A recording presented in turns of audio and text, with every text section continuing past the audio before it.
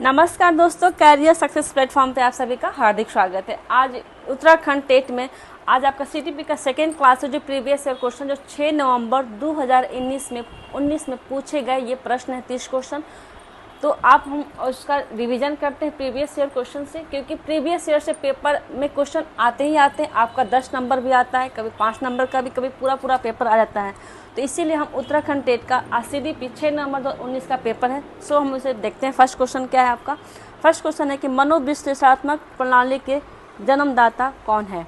कौन है आपका? ऑप्शन देखते हैं। ऑप्शन है वुडवर्थ, बी सिगमंड फ्राइड, सी जुंग, डी है जे.एस. रॉस। इसका सही आंसर है आपका ऑप्शन नंबर बी। ये सिगमंड फ्राइड ने आपका मनोविश्लेषणात्मक प्रणाली के जन्मदाता हैं।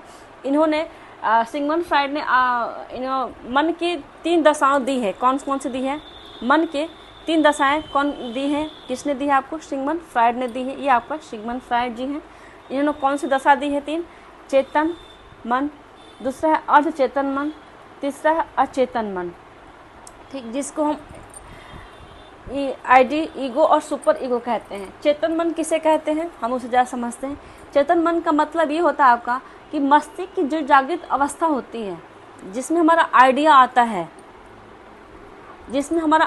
उसको चेतन मन कहते हैं। मस्तिष्क की जागृत अवस्था को हम क्या कहेंगे? चेतन मन कहते हैं। और चेतन किसे कहते हैं? अचेतन उसे हम कहते हैं जो कटु या अनुभूतियों या दुखद बातें या दंपित इच्छाओं का भंडार जो होता है वो अचेतन होता है। जिसे हम किसी कटु अनुभूति या दुखद बातें या दंपित इच्छाओं का भंडार हमारे मन में होता है, लेकिन हम उसे बता नहीं पाते, वो क्या होगा? आपका अचेतन मन होता है आपका। अर्धचेतन किसे कहते हैं? अर्धचेतन चेतन और अचेतन के बीच की जो अवस्था होती है ना, याद की हुई बातों को भूल जाना, क्या है आपका? अर्धचेतन है। मतलब जो चेतन और अर्धचेतन के जो बीच की जो अवस्था होती है वो अवस्था कौन सी होती है? आपका अर्धचेतन अवस्था होती है। उसी को हम क्या कहते हैं? अर्धचेतन कहते हैं। जो कि हम एक तो हमारा चेतन में है कि आइडिया आता है, अचेतन में क्या होता है कि उस आइडिया को हम भंडार हमारे मन में होता है, और उन दोनों के बीच की जो अवस्था होती है ना उसको हम अर्धचेतन अवस्था कहते हैं। इन्होंने सिगमंड फ्राइड ने 3 अवस्थाएं दी। कौन कौन सी दी अवस्था? चेतन, अचेतन, अर्धचेतन। ठीक है, कितनी अवस्था दी है? 3। चेतन, अर्धचेतन और चेतन। लेकिन अर्धचेतन किसे कहते हैं? जो चेतन और अचेतन के जो बीच की अवस्था है उसको अर्धचेतन कहते हैं। ये इसमें आपका आइडिया आएगा, इसमें आपका आइडिया का भंडार होगा, और इन दोनों की अवस्था के क्या कहेंगे हम? अर्धचेतन कहते हैं। ठीक है, नेक्स्ट क्वेश्चन है आपका कि जीन पियाजे के अनुसार बच्चों का अमूर्त तर्क या तर्क कौशल किस दौरान की विकसित होती है? आपका अमूर्त तर्क मतलब यह तर्क कौशल जो समस्याओं का समाधान करने की जो आती है वो कौन सी अवस्था में आती है? देखते हैं। ए है ज्ञान इंद्रिय अवस्था, बी है पूर्वानुक्रमिक अवस्था, सी है औपचारिक परिचालन अवस्था, और डी है आपका ठोस परिचालन अवस्था। ये कौन सी अवस्था हो जाएगी आपकी? अमूर्त किस में होता है आपका? अमूर्त होता है आपका औपचारिक संक्रियात्मक अवस्था में होता है। किस में होता है? औपचारिक संक्रियात्मक अवस्था में होता है। ये कौन सा है आपका? ऑप्शन सी इसका सही आंसर है। क्योंकि जो अमूर्त तर्क होता है, तर्क वितर्क किसमें हम करते हैं? हम बच्चे उसमें आपका 14 से 15 वर्ष की आयु में औपचारिक अवस्था में करते हैं। संवेदी अवस्था में बच्चा क्या करता है? संवेदी प्रयोग। इन्होंने 4 अवस्थाएं दी हैं। कौन कौन सी आपकी? 1 है संवेदी, 2 है पूर्व संक्रियात्मक अवस्था, 3 है मूर्त संक्रियात्मक अवस्था, और 4 है आपका औपचारिक अवस्था।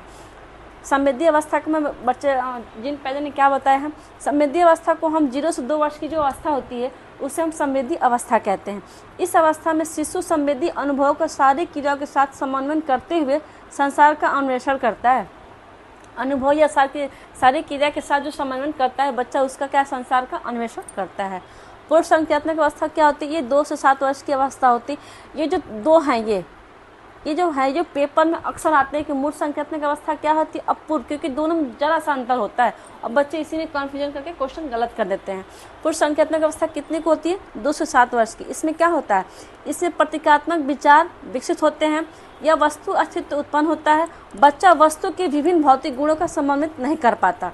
जैसे हम बच्चे के साथ अगर हम छुपन छुपाई खेलते हैं तो हम बच्चों को एक बार दिखते हैं और छिप जाते हैं, लेकिन बच्चों को क्या लगता है कि नहीं मम्मी वहीं पे है, तो वस्तु अस्तित्व होता है, वो भावना होती है कि नहीं वो है।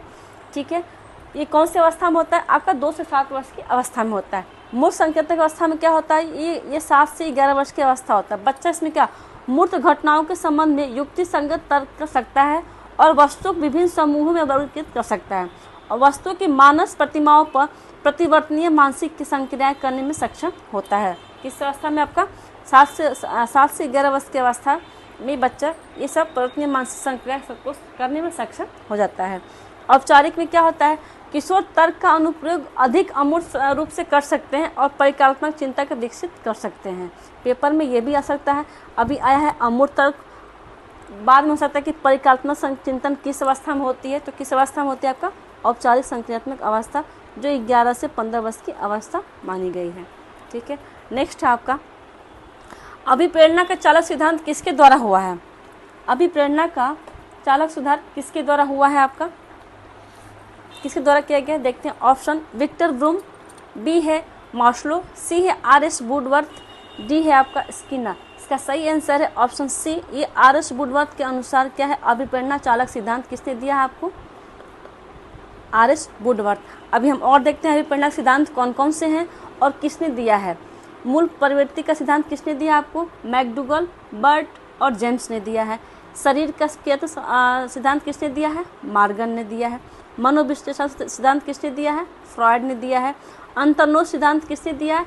C.L. हॉल ने दिया है। मांग का सिद्धांत या पदानुक्रमिक सिद्धांत किसने दिया है? मैस्लो ने दिया है। आवश्यकता सिद्धांत किसने दिया है?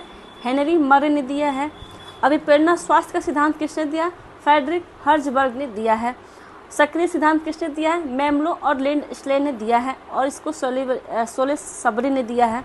प्रोत्साहन सिद्धांत किसने दिया है आपको? बोल्स और कॉपमैन ने दिया है। और चालक का सिद्धांत किसने दिया है? आर.एस. वुडवर्थ ने। ये जो पेपर में क्वेश्चन आया हुआ है, इसमें से आपका 1 या 2 नंबर क्वेश्चन पक्का इस बार तो चालक आया है, हो सकता है अगली बार आ जाए। ये भी क्वेश्चन आ गया आपका फर्स्ट क्वेश्चन, तो आपका यही है कि मनोविश्लेषण सिद्धांत किसने दिया है? फ्रॉयड ने। इसमें से 2 क्वेश्चन आपको इतना पक्का है कि CDP में आपको सिद्धांत अभिप्रेरणा सिद्धांत से 2 या 3 या 4 नंबर आपको जरूर से जरूर आएगा। इसीलिए आपको इसको बिल्कुल आपको समझ के रट के दिमाग में सेट कर लेना है कि सक्रिय सिद्धांत किसने दिया है? मेमलो इसलिए ने दिया। मांग का सिद्धांत किसने दिया है? मैस्लो ने दिया है। मूल प्रवृत्ति सिद्धांत किसने दिया? मैकडूगल ने दिया है। आवश्यकता सिद्धांत किसने दिया? हेनरी मरे। ये मतलब इसको आपको बिल्कुल आपको दिमाग में सेट करना है, क्योंकि इससे 2 या 3 नंबर क्वेश्चन आपके पेपर में आना ही आना है। नेक्स्ट क्वेश्चन है आपका, यदि किसी बच्चे की मानसिक आयु 5 वर्ष और कालानुक्रमिक आयु आपका 4 वर्ष है, तो बच्चे की बुद्धि लब्धि क्या होगी? क्या होगी आपकी बुद्धि लब्धि बच्चे की? देखिए क्या होगी, देखते हैं। पहले तो हम निकालते हैं कि बुद्धि लब्धि का सूत्र क्या होता है। आपका IQ का फॉर्मूला क्या है? आपका मानसिक आयु बटा में आपका वास्तविक आयु इंटू है आपका 100। तो हम कैसे निकाले देखते हैं। मानसिक आयु बटा में वास्तविक आयु इंटू 100 कैसे निकालेंगे हम देखते हैं। मानसिक आयु कितना दिया आपका? 5 और कलम मतलब आपका आएगा कलम कमी का भी आएगा आपका और वास्तविक आयु भी है, तो कितना दिया आपका? 4 इंटू कितना करना है? 100। ठीक, कैसे करेंगे हम देखते हैं।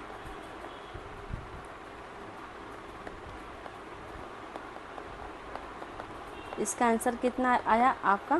125। इसका सही आंसर क्या है आपका? 125। ठीक है, कैसे समझ में आया कि नहीं आया? देखिए, आपको कभी भी फार्मूला इतना याद रखना है, चाहे आप इसको याद रखें और चाहे आपको ये याद रखें। मानसिक आयु बटा में आपका वास्तविक आयु, मानसिक आयु कितना दिया है? 5, वास्तविक कितना दिया है? 4। उसको कैसे करेंगे? मल्टीप्लाई 100 से, उसको फिर कट कर देंगे, जो आया उससे मल्टीप्लाई करके कितना आया आपका आंसर? 125 आया। पेपर में ये भी क्वेश्चन आ सकता है कि बुद्धि लब्धि का सर्वप्रथम प्रयोग किसने किया है? आपका बुद्धि लब्धि का प्रयोग सर्वप्रथम किसने किया है?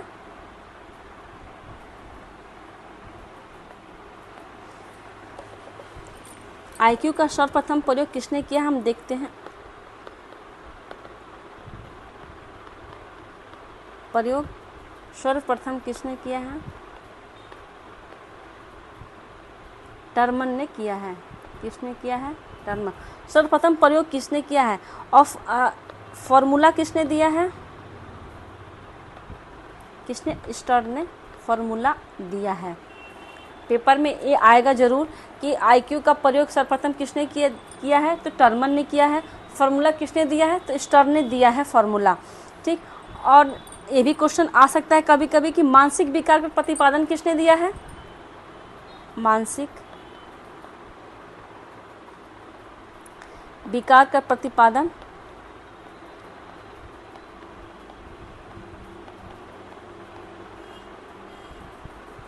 किसने दिया है, अल्फ्रेड बिने ने दिया है। अल्फ्रेड बिने ने दिया है। ठीक है, समझ में आया। मानसिक विकार का प्रतिपादन किसने दिया है आपका, अल्फ्रेड बिने ने। फार्मूला किसने दिया है, स्टर्न ने। प्रयोग किसने किया है, टर्मन ने। ये तीनों आपका इंपॉर्टेंट है पेपर में, इससे एक क्वेश्चन तो आता ही आता है कि फार्मूला किसने दिया, स्टर्न ने। प्रयोग किसने किया, टर्मन ने। प्रतिपादन किसने किया, अल्फ्रेड बिने ने किया। फार्मूला क्या है आपका, मानसिक आयु बटा में वास्तविक आयु। कैसे निकालना है आपको मैंने दिखा दिया आपको। ये क्वेश्चन आपको पेपर में दोबारा भी आ सकता है। नेक्स्ट क्वेश्चन है आपका, थॉर्नडाइक ने सीखने का यह नियम नहीं दिया है। किसने पूछा है कि नहीं दिया है। हम देखते हैं कौन कौन है आपका। ए तत्परता का नियम, बी प्रभाव का नियम, सी अवलोकन का नियम, डी है अभ्यास का नियम। सबसे पहले हम ये देखते हैं कि थॉर्नडाइक ने नियम कितने दिए हैं और किस प्रकार है। देखते हैं, थॉर्नडाइक ने आपको नियम 2 प्रकार के नियम दिए हैं। कौन कौन नियम, प्रथम है आपका प्राथमिक नियम, दूसरा है आपका गौण या द्वितीय नियम जिसको हम कहते हैं। प्राथमिक नियम में कौन कौन से नियम है आपका, फर्स्ट है आपका तत्परता का नियम, सेकेंड है आपका अभ्यास का नियम, थर्ड है आपका प्रभाव का नियम। अभी आपका प्राथमिक का हो गया। गौण नियम कितने दिए हैं आपको, मनोवृत्ति का नियम, सेकेंड है आपका बहु अनुक्रिया का नियम या इसको हम उद्दीपक अनुक्रिया भी कहते हैं। थर्ड है आपका आंशिक क्रिया का नियम, फोर्थ है आपका अनुरूपता का नियम और फिफ्थ है आपका संबंधित परिवर्तन का नियम। ये आपका टोटल कितने हो गए आपके, 8 नियम हो गए। गौण में हो गए आपके 5 और प्राथमिक हो गए आपके 3। क्वेश्चन दिया है कि थॉर्नडाइक ने सीखने का नियम नहीं दिया है, तो हम देखते हैं पहले। तत्परता का नियम सही है, प्रभाव का नियम सही है, अभ्यास का नियम सही है, अवलोकन का नियम कहीं है इसमें, कहीं नहीं। इसका सही आंसर है आपका सी, अवलोकन का नियम थॉर्नडाइक ने नहीं दिया। थॉर्नडाइक कितने नियम हो गए, प्राथमिक में हो गया आपका 3, गौण में हो गया आपका 5। प्राथमिक कौन कौन सा है, तत्परता का नियम, अभ्यास का नियम, प्रभाव का नियम। गौण में कौन सा है, मनोवृत्ति का नियम, बहु अनुक्रिया नियम, आंशिक क्रिया नियम, अनुरूपता की नियम, संबंधित पता। अभी आपको दिया है कि नहीं है, तो आप हमें ये समझ में आ गया कि है। बाद में होगा कौन कौन से हैं और कौन कौन से नहीं है, तो आपको ये बिल्कुल आपको इसको भी आपको दिमाग में रखना, क्योंकि इससे 1 नंबर क्वेश्चन पेपर में आना ही आना। आपका जीन पियाजे हो गए, कोहलबर्ग हो गए, नैतिक हो गए, कोहलबर्ग हो गए, आपके वाइगोत्स्की हो गए, आपके थॉर्नडाइक हो गए, स्किनर हो गए, आपके अल्फ्रेड बिने हो गए, मैस्लो। ये सब जितने भी टॉपिक हैं आपको, ये हम टॉपिक वाइज आपको क्लास प्रोवाइड जल्द से जल्द कराएंगे CDP के, जिससे आपकी हर पेपर में क्वेश्चन तो 1 या 2 पियाजे से आपको हर पेपर में 3 क्वेश्चन आए। हर प्रीवियस में देखेंगे तो पियाजे से 3 क्वेश्चन 4 क्वेश्चन आए हैं हर पेपर में। मैंने कल भी जो पेपर सॉल्व कराया था उसमें कम से कम 2 नंबर के पेपर में थे, पियाजे के थे। थॉर्नडाइक आज भी हैं। देखते हैं नेक्स्ट क्वेश्चन क्या है। विद्यार्थियों की शिक्षा में डैश की महत्वपूर्ण भूमिका होती है। किसमें होती है, विद्यार्थियों के शिक्षा में डैश की महत्वपूर्ण भूमिका होती है। ए आनुवंशिकता, बी वातावरण, सी उपयुक्त दोनों, डी है इनमें से कोई नहीं। इसका सही आंसर है ऑप्शन सी, उपयुक्त दोनों। क्या होती है महत्वपूर्ण भूमिका, आनुवंशिकता की भी होती है और वातावरण का, दोनों की भूमिका महत्वपूर्ण योगदान दिया गया है किसमें, विद्यार्थियों की शिक्षा में। वंशानुक्रम और वातावरण का पारस्परिक निर्भरता है, एक दूसरे के पूरक या सहायक और सहयोगी होते हैं। कौन, आनुवंशिकता और वातावरण जो बच्चों के लिए क्या होते हैं, एक दूसरे के पूरक, सहायक और सहयोगी होते हैं। जो बालक को जो कि मूल प्रवृत्तियों के वंशानुक्रम को प्राप्त होती है और उनका विकास वातावरण में होता है। ठीक है, नेक्स्ट है आपका संज्ञानात्मक विकास का तात्पर्य है। ए ग्रहण की संवेदी सूचनाओं का रूपांतरण, बी है आपका ग्रहण की गई सूचनाओं का विस्तारण, सी है आपका सूचनाओं का संग्रहण एवं पुनः प्रस्तुतिकरण, डी है उपयुक्त सही। इसका सही आंसर है ऑप्शन डी, उपयुक्त सही। क्या क्या होगा आपका, ग्रहण की संवेदी सूचनाओं का रूपांतरण भी होगा, सूचनाओं का विस्तारण भी होगा और सूचनाओं का संग्रहण और पुनः प्रस्तुतिकरण भी होगा। ठीक है, नेक्स्ट है आपका गर्भधारण से लेकर जन्म तक की अवस्था को क्या कहा जाता है। ए प्रसवपूर्ण अवस्था, बी बचपन, सी उत्तर बाल्यावस्था, डी पूर्व किशोरावस्था। इसका सही आंसर है ऑप्शन ए। इसको हम क्या कहेंगे? प्रसवपूर्ण अवस्था कहते हैं। कैसे? प्रसवपूर्व काल दो भाग में होती है। प्रसवपूर्व के दो भाग होती है। कौन कौन सी भाग होती है भाई? देखते हैं। एक होता है भ्रूणावस्था, जिसको हम गर्भधारण से 8 वीक तक जो अवस्था होती है वो कौन सी अवस्था होती है? आपका भ्रूण अवस्था होती है। और गर्भावस्था कौन सी होती है आपकी? गर्भावस्था होती है आपकी 8 सप्ताह, 8 वीक से लेके या सप्ताह से लेके जो जन्म तक की होती है अवस्था, वो क्या होती है? आपकी गर्भावस्था होती है। तो अभी गर्भधारण पूछा है, कई पूछा कि भ्रूणावस्था कौन सी अवस्था होती है, तो कौन सी होती होगी? गर्भधारण से लेके जो 8 वीक की अवस्था होती है वो भ्रूणावस्था होती है। और गर्भावस्था कौन सी होती है? जो 8 सप्ताह से लेके जो जन्म तक की अवस्था होती है वो आपका गर्भधारण की अवस्था होती है। ठीक है। नेक्स्ट है आपका विद्यालय जीवन।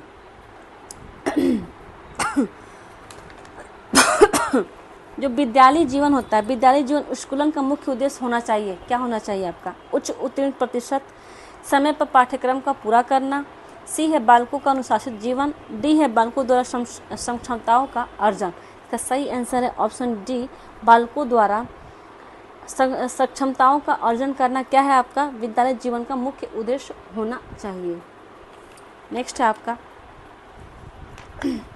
व्यक्तित्व मापन की CAT विधि की गई थी। क्या होती है आपका CAT? देखते हैं। मापन CAT की विधि दी गई है, किसके द्वारा दी गई थी? देखते हैं। ए स्किनर द्वारा, बी बेलकर द्वारा, सी है हॉलेट द्वारा, डी है मर्रे द्वारा। इसका सही आंसर, इसका आंसर बी, बेलकर के द्वारा क्या की गई है? CAT विधि की प्रयोग किया गया है। अब ये देखते हैं कि स्किनर ने कौन कौन सा प्रयोग किया है।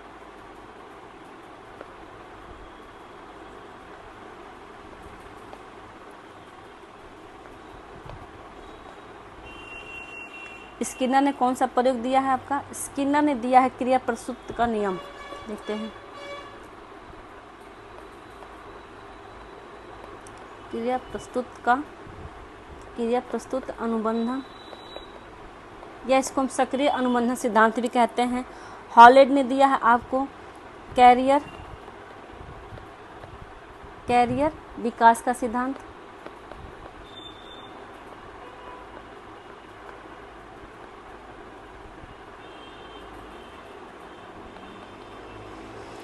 मर्रे ने दिया है आपका, मर्रे या मार्गन ने दिया है आपका प्रशासनिक का अंतर्बोध का सिद्धांत। परीक्षण, जिसको हम TAT भी बोलते हैं। CAT किसने दिया आपको? बेलकर ने दिया। और TAT किसने दिया आपका? मर्रे ने दिया है। ये पेपर का बहुत ही इंपॉर्टेंट है, आप इन दोनों में कंफ्यूजन हो जाएंगे। मैं दोबारा बता देती हूँ कौन कौन क्या है।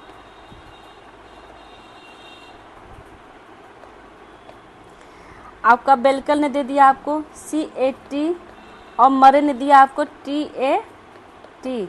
ये पेपर में आपका कंफ्यूजन करने वाला कि CAT किसने दिया? बेलकर ने दिया। और मर्रे या मार्गन ने दिया, क्या कौन सा दिया आपका? TAT ने दिया है प्रशासनिक अंतर्बोध परीक्षण का सिद्धांत। ठीक है। नेक्स्ट है आपका TAT हेतु कितने कार्ड हैं? TAT कितने कार्ड हैं? A 10, B है 30, C है 20, D है 40। इसका सही आंसर C, ये 20 कार्ड हैं। सॉरी, इसका सही आंसर है आपका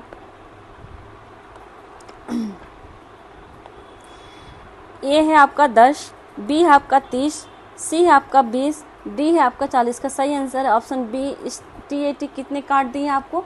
30। कितने कार्ड हैं आपके? 30। लेकिन ये TAT किसने दिया आपको? किसने? मार्गन एंड मर्रे ने दिया। 1935 में इसका किया था। ठीक है। मार्गन और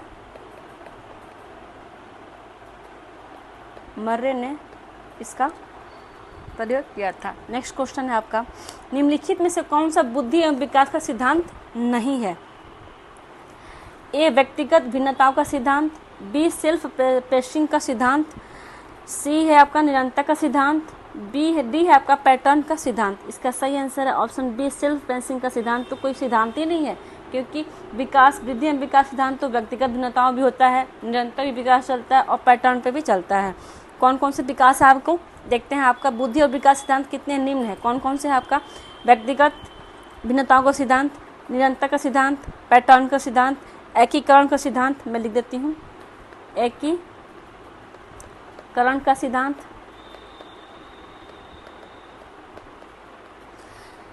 डी है वंशानुक्रम वातावरण के संयुक्त परिणाम का सिद्धांत, परिपक्वता का सिद्धांत, परिपक्वता का सिद्धांत, परिपक्वता अधिगम का सिद्धांत,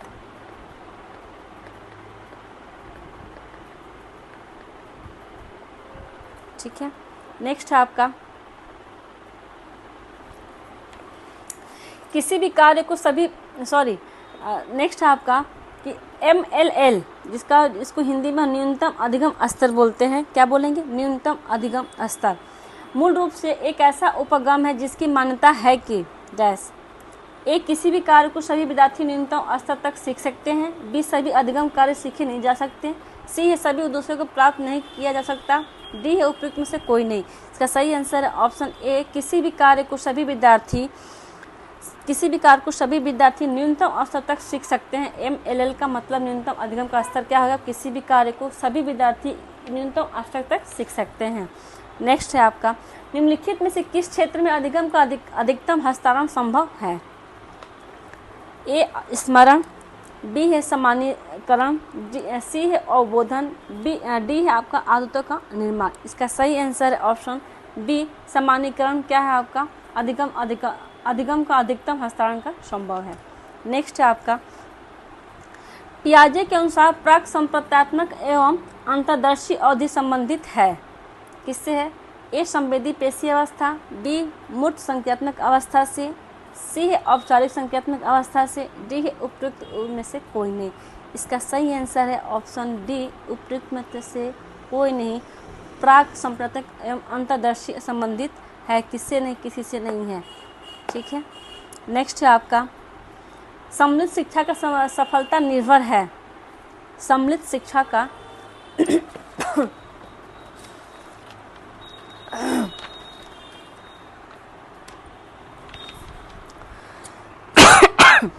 सम्मिलित शिक्षा का सफलता निर्भर है, ए समुदाय के सहारे पर, बी शिक्षण अधिगम सामग्री की उच्चतम गुणवत्ता पर, सी है पाठ्य पुस्तक की उत्कृष्टता पर, डी अध्यापकों को अभिवृत्तात्मक परिवर्तन पर। इसका सही आंसर है ऑप्शन डी, ये क्या है आपका अध्यापकों में अभिवृत्तात्मक परिवर्तन पर आपका सफलता निर्भर है।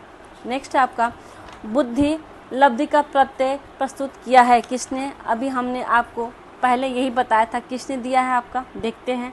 ए Wundt, B Gilbert, C Williamston, D है साइमन। इसका सही आंसर है ऑप्शन सी, स्टर्न ने क्या दिया है, बुद्धि लब्धि का प्रत्यय किया मतलब फॉर्मूला ने दिया है, किसने, स्टर्न ने। प्रयोग किसने किया आपका, टर्मन ने। प्रतिपादन किसने दिया, अल्फ्रेड बिने ने किया है। नेक्स्ट है आपका बुद्धि के बहुबुद्धि सिद्धांत का प्रतिपादन किसने दिया है, किसने, बुद्धि के बहुबुद्धि सिद्धांत किसने दिया आपको, देखते हैं। ए स्पेयरमैन, बी थर्स्टन, सी है कैटल, डी है गॉर्डनर। इसका सही आंसर है ऑप्शन डी, गॉर्डनर ने आपको बहुबुद्धि सिद्धांत का प्रतिपादन किया है।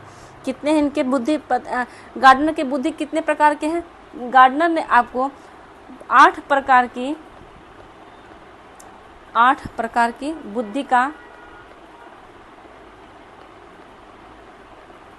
बुद्धियों का वर्णन किया है। कितना किया, वर्णन किया है, कौन कौन बता दूं।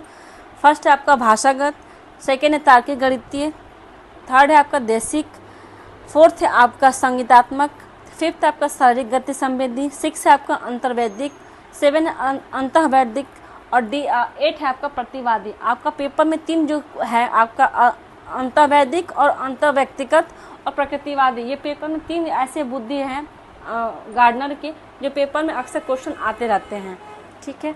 नेक्स्ट है आपका उस श्रेणी को पहचानिए जो अधिगम के हस्तांतरण के प्रकारों को सूचित नहीं करता। कौन है भाई, आपको देखते हैं। ए घनात्मक ऋणात्मक, बी है 36 लंबी, सी है एक पक्षीय द्विपक्षीय, डी है एक पुच्छीय और द्विपुच्छीय। इसका सही आंसर है ऑप्शन डी, एक पुच्छीय और द्विपुच्छीय। अधिगम शब्द के प्रकार कितने प्रकार के, इसने नहीं पूछा है इसीलिए होगा। कितने प्रकार की है अधिगम के हस्तांतरण, ये होते 3। कौन कौन सी है आपकी, देखें। फर्स्ट है आपका घनात्मक और ऋणात्मक, सेकेंड है आपका क्षैतिज और लंबीय, थर्ड है आपका एक पक्षीय और द्विपक्षीय। नहीं में क्या है, एक पूछी नहीं होता है, पक्षी होता है, ठीक है। ये तीनों आपका है, ये नहीं है। नेक्स्ट है आपका बालिकाओं की शिक्षा को प्राथमिकता दी जानी चाहिए क्योंकि ए लड़कियां लड़कों की अपेक्षा अधिक होशियार होती हैं, बी लड़कियां संख्या में लड़कों से कम है, सी भूतकाल में लड़कों की तुलना में लड़कियों के साथ भेदभाव किया गया है, डी लड़कियां सामाजिक परिवर्तन को नेतृत्व करने में सक्षम है। इसका सही आंसर है ऑप्शन डी, बालिकाओं की शिक्षा प्राथमिकता इसलिए दी गई क्योंकि लड़कियां सामाजिक परिवर्तन को नेतृत्व करने में सक्षम रखती है। नेक्स्ट है आपका शैक्षिक सामग्री का चयन किसने किया था भाई आपको, देखते हैं। ए अध्यापक, बी विभागाध्यक्ष को, सी संस्थान के प्राचार्य को, डी विशेषज्ञों को, एक समिति को। इसका सही आंसर है ऑप्शन ए, इस शैक्षिक सामग्री का चयन किसे करना चाहिए, अध्यापक को करना चाहिए। नेक्स्ट है आपका शिक्षण कौशल से संबंधित निम्न में से कौन है, ए श्यामपट्ट पर लिखना, बी प्रश्नों को हल करना, सी है आपका प्रश्न पूछना, डी है उपयुक्त सही। इसका सही आंसर है उपयुक्त सही। शिक्षण कौशल संबंधित कितने हैं आपके, कौन कौन है आपके, 5 हैं। 5 तो नहीं, उपयुक्त सभी संबंधित है, लेकिन कौन कौन से वो भी देखते हैं। आपका श्यामपट्ट पर लिखना सही है, प्रश्नों को हल करना सही है, प्रश्न पूछना सही है, और प्रश्नों को उत्तर की व्याख्या करना भी क्या है आपका शिक्षण कौशल है। सहायक सामग्री जैसे चित्र, आर्ट आदि प्रदर्शित करना भी क्या है आपका शिक्षण कौशल है। नेक्स्ट है आपका सीखने की प्रक्रिया में सक्रिय अनुबंधन का आधार है, कौन सा आधार है भाई, देखते हैं। ए आवश्यकता, बी पुनर्बलन, सी उद्दीपक, डी उपयुक्त उससे कोई नहीं। इसका सही आंसर है ऑप्शन बी, पुनर्बलन क्या है आपका सीखने की प्रक्रिया में सक्रिय अनुबंधन का आधार है। नेक्स्ट है आपका सूक्ष्म शिक्षण का चक्र में को पूरा करने में समय अवधि का क्या मान है, देखते हैं। ए 6 मिनट, बी 12 मिनट, सी 24 मिनट, डी है आपका 36 मिनट। इसका सही आंसर है ऑप्शन डी, 36 मिनट है, ठीक है। नेक्स्ट है आपका समस्यात्मक बच्चों की पहचान हेतु कौन सी विधि प्रभावशाली है, ए विकासात्मक मापनी, बी है आपका बालक का व्यक्तित्व अध्ययन, सी है बालक के व्यवहार व्यवस्थित अवलोकन, डी है आपका उपयुक्त सही। इसका सही आंसर है ऑप्शन बी, बालक का व्यक्तित्व अध्ययन क्या है आपका विधि का प्रभावशाली है। बस समझ सकते बच्चों की पहचान हेतु क्या करेंगे हम, बालक का व्यक्तित्व अध्ययन करेंगे। नेक्स्ट है आपका सामाजिक संस्कृति सिद्धांत का प्रतिपादन दिया है, सामाजिक संस्कृति सिद्धांत का प्रतिपादन किसने दिया है, ए पियाजे, बी जॉन हॉक, सी स्किनर, डी है आपका वाइगोत्स्की। इसका सही आंसर है ऑप्शन डी, सामाजिक संस्कृति सिद्धांत किसने दिया आपको, आप वाइगोत्स्की ने। पियाजे ने संज्ञानात्मक कर दिया है, पियाजे ने आपको संज्ञानात्मक सिद्धांत का प्रतिपादन किया है, ठीक है। नेक्स्ट है आपका समावेशी शिक्षा किस प्रकार के छात्र शामिल होते हैं, ए केवल विशिष्ट छात्र, बी सामान्य और विशिष्ट छात्र, सी केवल सामान्य छात्र, डी बहुभाषी एवं प्रतिभाशाली छात्र। इसका सही आंसर है ऑप्शन बी, सामान्य और विशिष्ट छात्र समावेशी शिक्षा में शामिल होते हैं।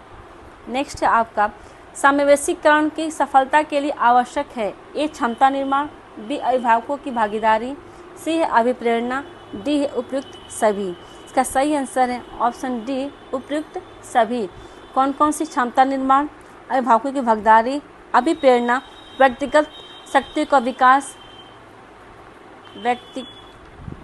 व्यक्तिगत शक्तियों का विकास क्या है आपका समावेशीकरण की सफलता का भागीदारी है, शक्तियों का विकास नेक्स्ट है आपका अवसर प्रदान करना, क्या है आपका समावेशीकरण का सफलता की आवश्यकता है। नेक्स्ट है आपका मानसिक मंदता का तात्पर्य किससे है आपका। ए औसत मानसिक योग्यता, बी है आपको औसत से कम मानसिक योग्यता, सी है आपको औसत से अधिक मानसिक योग्यता और डी उपरोक्त में से कोई नहीं। इसका सही आंसर है औसत मानसिक योग्यता, क्या है आपका मानसिक मंदता का तात्पर्य है। नेक्स्ट है आपका एक अध्यापक के लिए अनिवार्य है कि उसे अधिगम के सिद्धांतों का भली भांति ज्ञान हो, क्योंकि एक अध्यापक को अध्येताओं के इससे आवश्यकताओं को जानने में सहायता मिलती है। बी इससे अध्यापक को अध्येताओं के अभिव्यक्ति को समझने में सहायता मिलती है। इससे अध्यापकों को अध्येता के व्यक्तित्व का बारे में पता चलता है। डी है आपका इससे कक्षा अनुशासन सुनिश्चित होता है। इसका सही आंसर है ऑप्शन ए, अध्यापक को अध्येताओं से इससे आवश्यकताओं को जानने में आपको सहायता मिलती है, अधिगम सिद्धांतों की भली भांति ज्ञान होती है। Thank you. अगर आपको वीडियो अच्छी लगी हो तो like and subscribe and share जरूर करें। आपको ऑल सब्जेक्ट के प्रीवियस ईयर क्वेश्चन जल्दी से जल्दी प्रोवाइड की जाएगी और आपको मैथ और रीजनिंग की भी क्लास और जीके की भी क्लास जल्दी से प्रोवाइड की जाएगी। Thank you.